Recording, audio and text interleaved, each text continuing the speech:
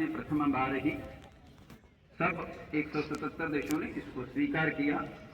आज 190 से अधिक देशों में यह कार्यक्रम हो रहा है और आज समाज की जो अवस्था है, इस अवस्था में हम असंतुलित है।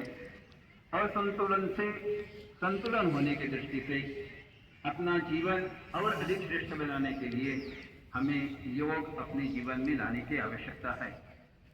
हम शुरू करते हैं शरीर मन बुद्धि से शुरुआत करते हैं कि हम अपना ही शरीर अपने ही मन और बुद्धि के साथ जुड़ने का प्रयास करें।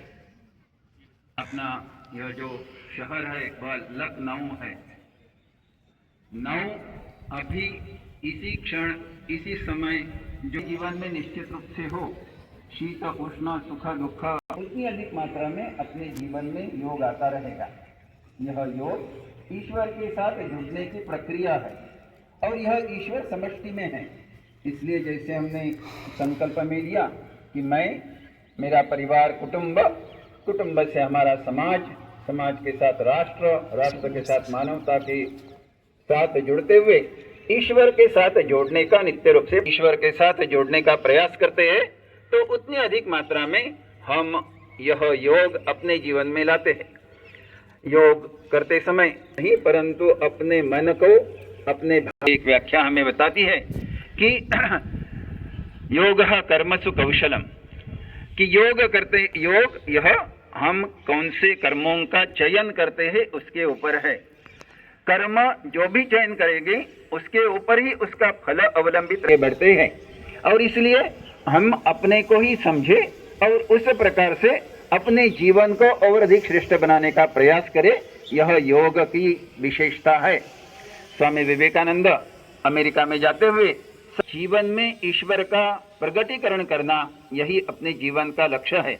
यह करना है तो हमें अपने ऊपर ही अंतर तथा बाह्य में पूर्णतः संयम लाते हुए ज्ञान योग, भक्ति योग, राजयोग और कर्म योग, इनमें से एक या अनेक सभी के माध्यम से हम अपने जीवन को श्रेष्ठ बनाते हुए यह मुक्ति का जो मार्ग है उस मार्ग को अपनाना है।